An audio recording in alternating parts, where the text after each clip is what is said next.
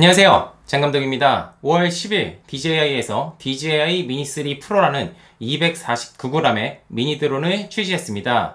많은 분들께서 이 드론에 굉장히 관심을 많이 갖고 계시고 저 같은 경우에도 바로 구매를 신청을 해서 리뷰를 준비하고 있습니다. 그런데 왜 이렇게 많은 분들께서 249g 이하의 드론에 관심을 가질까요? 249g 이하의 드론은 상대적으로 부피가 작고 가격이 저렴하기 때문에 입문하기 좋다고 생각을 하는 분들도 많이 계시고요. 우리나라의 경우에는 4종 자격증을 취득하지 않아도 되기 때문에 외국에서는 드론 등록 제도에 드론 등록을 하지 않아도 되기 때문에 249g 이하의 드론에 많은 분들께서 관심을 가지고 계십니다. 그런데 제가 여기서 하나 오해를 여러분들께 풀어야 되는 게 있는데요. 잘못된 상식 중에 하나가 249g 이하의 미니 드론들은 항공 촬영 허가나 비행 허가가 필요 없다라고 알고 계신 분들이 있습니다. 우리가 서울 같은 경우에는 드론을 아무나 함부로 날릴 수가 없는데요. 비행금지구역이라는 공역으로 설정이 되어 있기 때문입니다. 이때 대형 드론이든 작은 드론이든 장난감 드론이든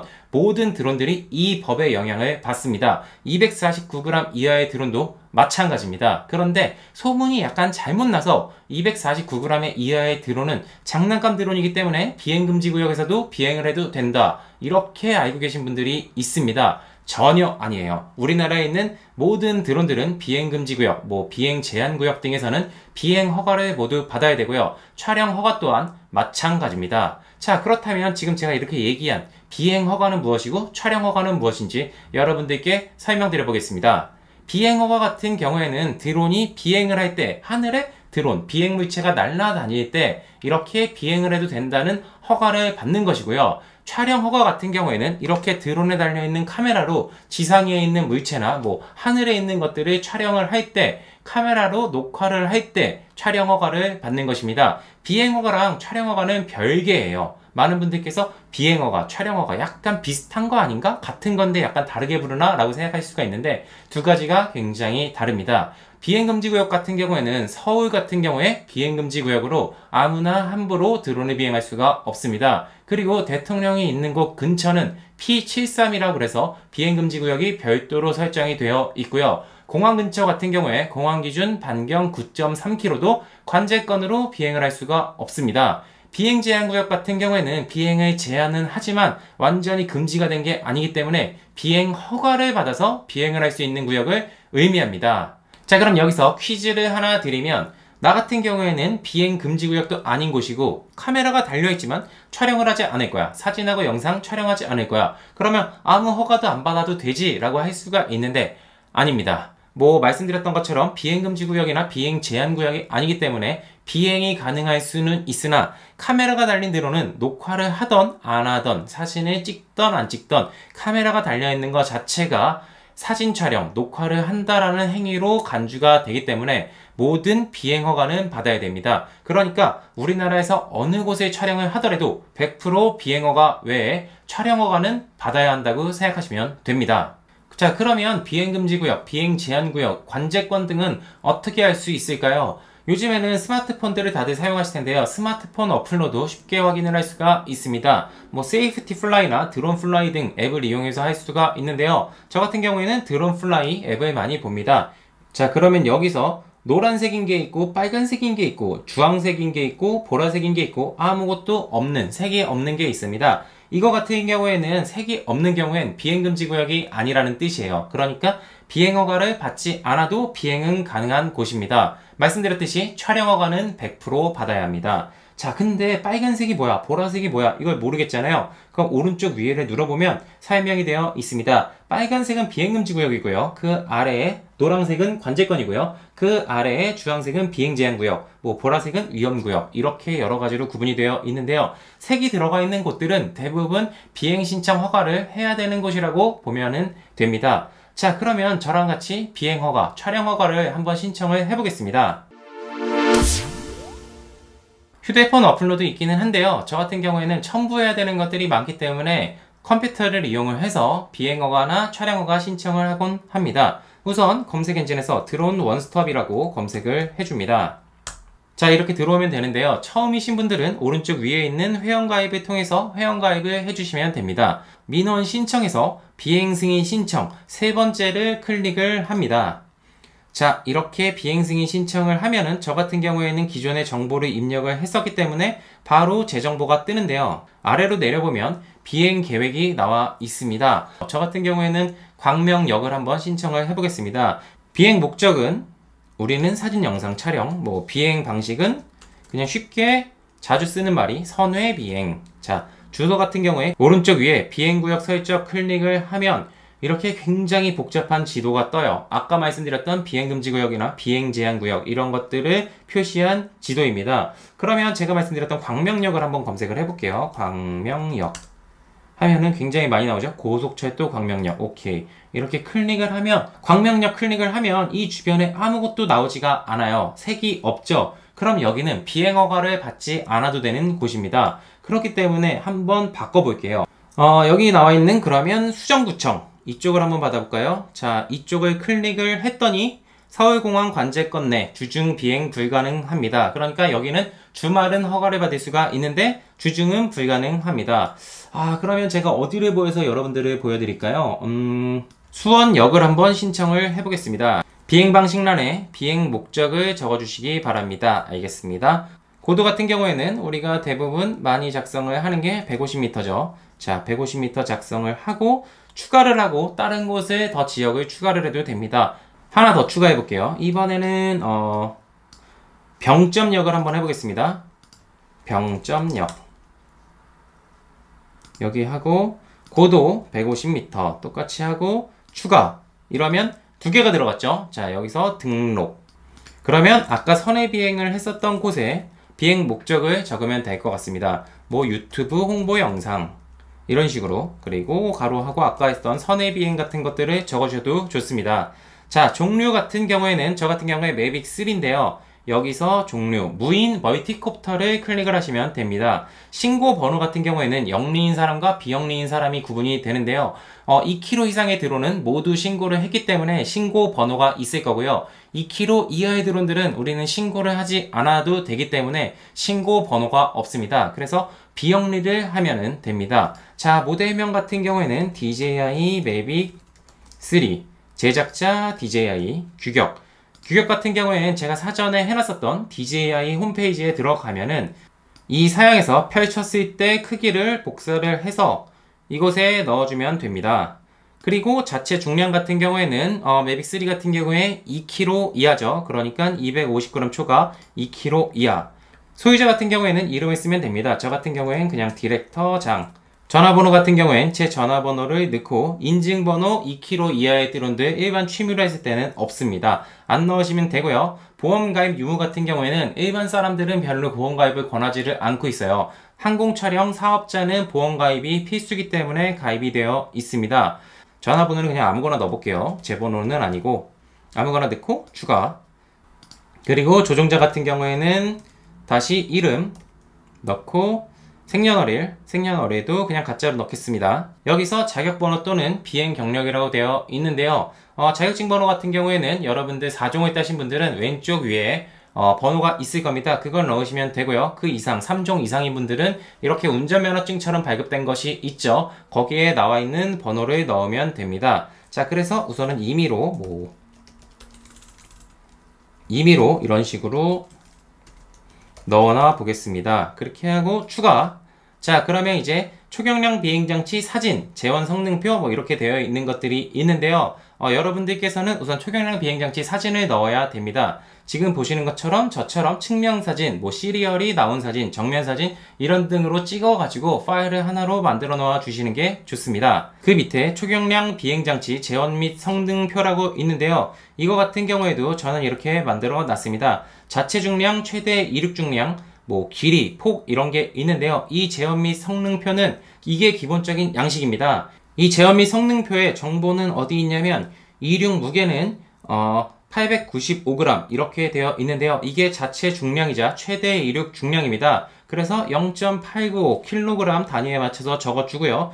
길이 같은 경우에도 밑에 아까 적었던 크기를 적어줍니다. 최고 속도 같은 경우에는 이렇게 내려보면 최대 비행 속도 19m/s가 되어 있는데요. 이것을 적어주면 됩니다. 자, 그래서 이것을 적고 이렇게 만들어 놓은 제어 및 성능표도 추가를 합니다. 자, 초경량 비행장치 신고 증명서. 저 같은 경우에는 사업자이기 때문에 했는데 없으신 분들은 패스하시면 됩니다. 초경량 비행장치 안전성 인증 같은 경우에는 25km를 초과하기 때문에 안 하셔도 되고요. 조종자 증명 같은 경우에 자기의 자격증 4종이든 3종이든 그것을 스캔을 하거나 뭐 사진 찍었던 것을 이렇게 첨부하면 되고요. 보험가입 증명서 같은 경우에 저 같은 경우에는 사업자이기 때문에 했는데 일반 취미로는 의무가 아니기 때문에 안 하셔도 됩니다. 그 밑에 초경량 비행장치 사용 사업증 등록증도 사업자가 아니신 분들은 안 하시면 됩니다. 그래서 사진, 재원 성능표, 조종자 증명을 하고서 이렇게 내리면 해당 관련된 곳에 군 담당자 연락처가 떼 있어요. 그리고 그 아래에 접수를 누르면 되는데 괜히 공무원분들 고생하시지 않게 제가 접수를 누르지는 않겠습니다. 그리고 두 번째로 카메라가 달려있는 드론들은 모두 받아야 한다고 했었던 사진 촬영 허가 신청을 받아보겠습니다. 똑같이 민원 신청에서요. 맨 아래에 항공사진 촬영 허가 신청을 누릅니다. 자, 그러면 아까 했었던 거랑 똑같이 약간 비슷한 형태가 뜨는데요. 개인이냐, 촬영업체냐, 관공서냐 이런 것들이 뜹니다. 우선은 저는 여러분들하고 같이 취미인 걸로 해보는 거니까 개인으로 넣으면 되고요. 그리고 아래로 내려보면 촬영 계획. 제가 아까 촬영한다고 신청했었던 것 중에 하나가 병점력이었죠. 병점력, 전경, 촬영 용도, 유튜브 홍보 영상 제작. 뭐 취미이신 분들은 취미라고 적어도 됩니다. 촬영구역, 다시 주소 검색, 병점력. 아까 했었던 것하고 동일하게 검색을 하고 확인을 누르면 됩니다. 자, 그러면 이렇게 초록색이 된 곳들이 나오는데요. 고도 아까 150으로 했었죠? 150 하고 순환고도 같은 경우에는 이 위에 아까 적었던 고도를 그대로 적어주셔도 되고요. 조금 뭐 더 낮게 적으셔도 됩니다. 200 그리고 항속은 10 그리고 아래에 추가. 자, 이러면 경기도 화성시 진안동 824-1이 추가가 된 것을 볼 수가 있습니다. 그대로 등록.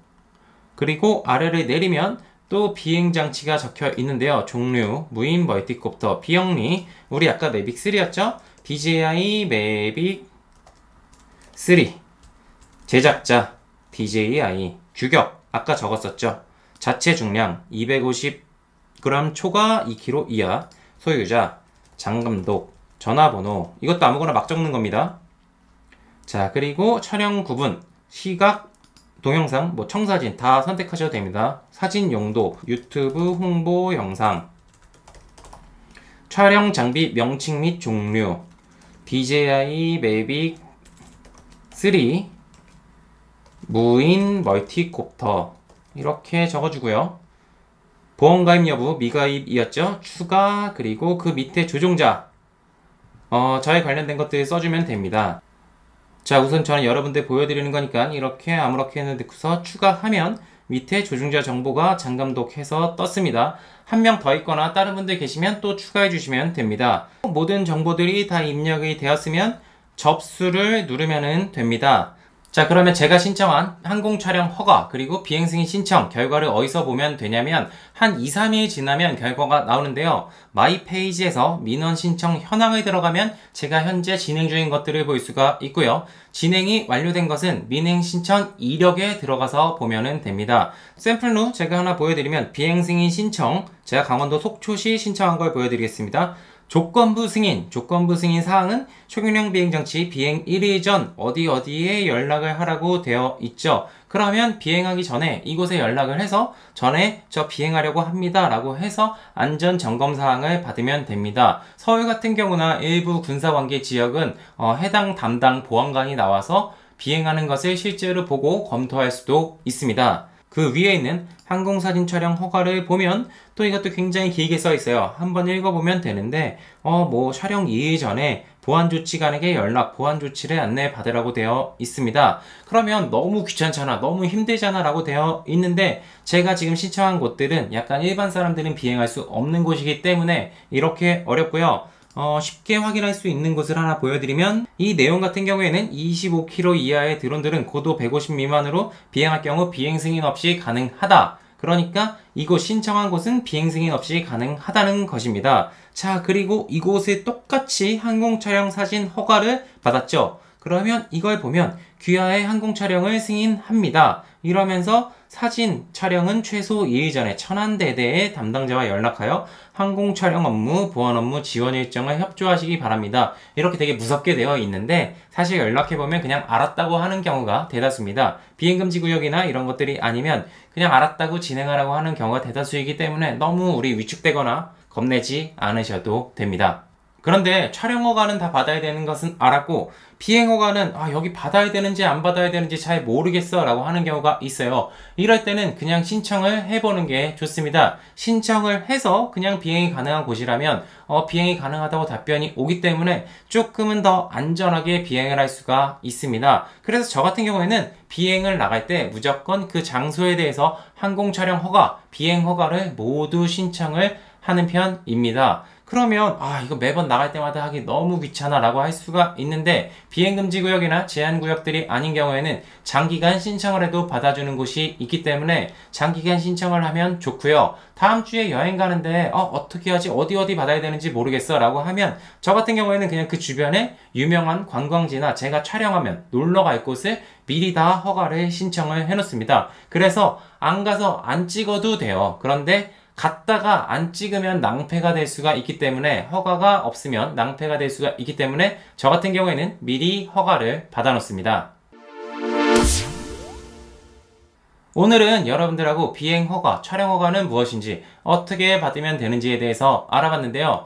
저 같은 경우에도 항공 촬영 허가나 비행 승인은 모두 받기 때문에 여러분들께서도 안전하게 드론 취미를 즐기시기 위해서는 이 두 가지를 모두 받는 것을 추천드립니다. 곧 DJI 미니 3가 저한테 오죠. 이때 249g 이하의 드론 그리고 조금 더 상세한 법 같은 것도 여러분들께 설명드리면서 좋은 컨텐츠를 만들어 볼 테니까 여러분들께서도 기다려주시면서 구독하고 좋아요 부탁드립니다. 제가 준비한 컨텐츠는 오늘 여기까지고요. 다음 시간에 더 좋은 모습, 더 좋은 컨텐츠로 여러분들 찾아뵐 수 있도록 하겠습니다. 오늘도 시청해주셔서 감사합니다.